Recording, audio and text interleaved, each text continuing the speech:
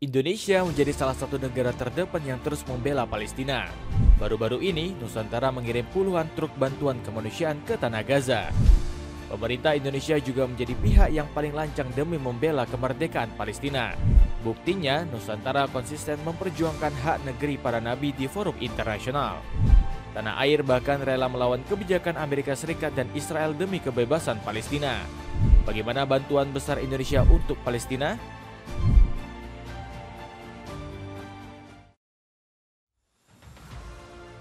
Konsisten membela Palestina di dunia internasional. Kiprah Indonesia dalam membela kemerdekaan Palestina nggak perlu diragukan.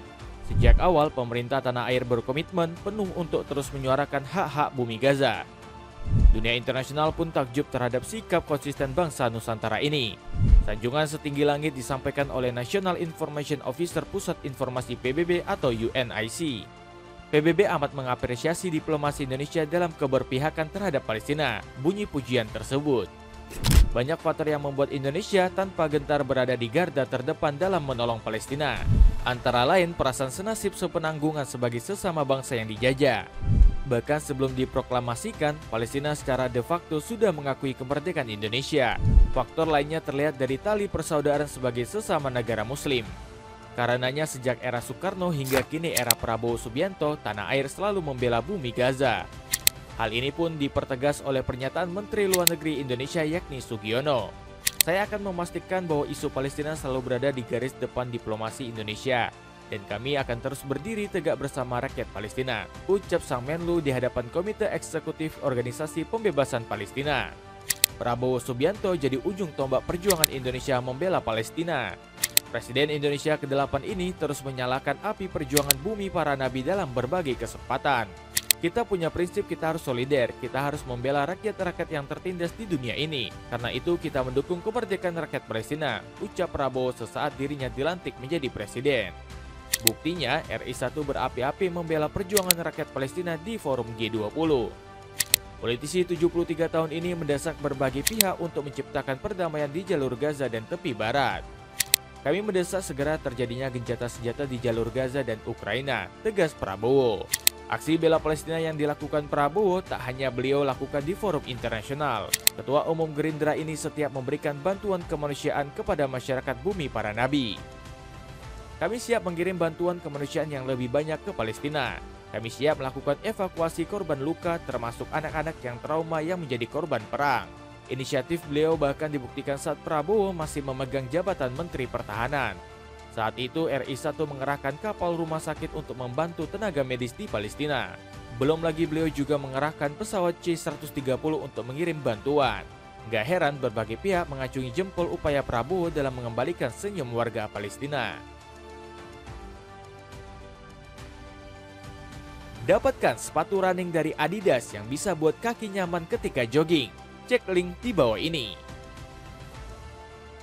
Ambisi membangun kampung Indonesia di Tanah Gaza.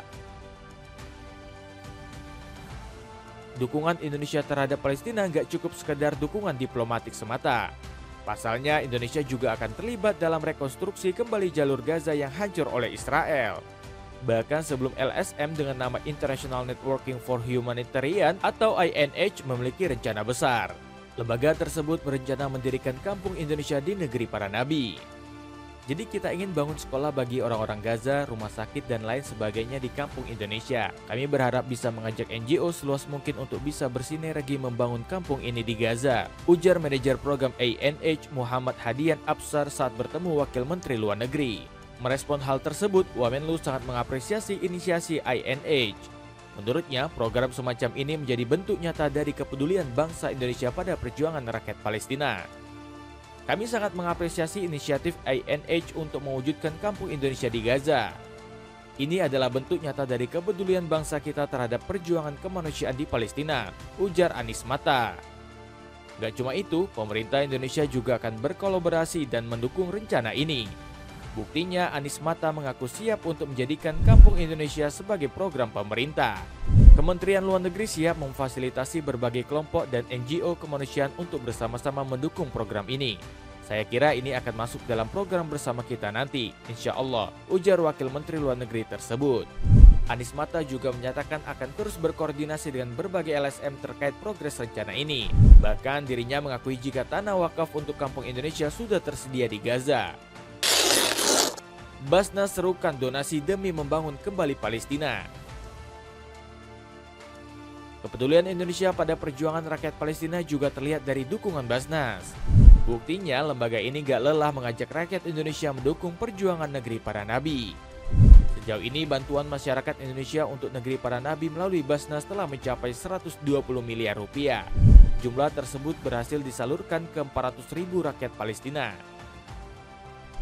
Untuk membuktikan bahwa Indonesia hadir di Palestina, Indonesia hadir di Gaza.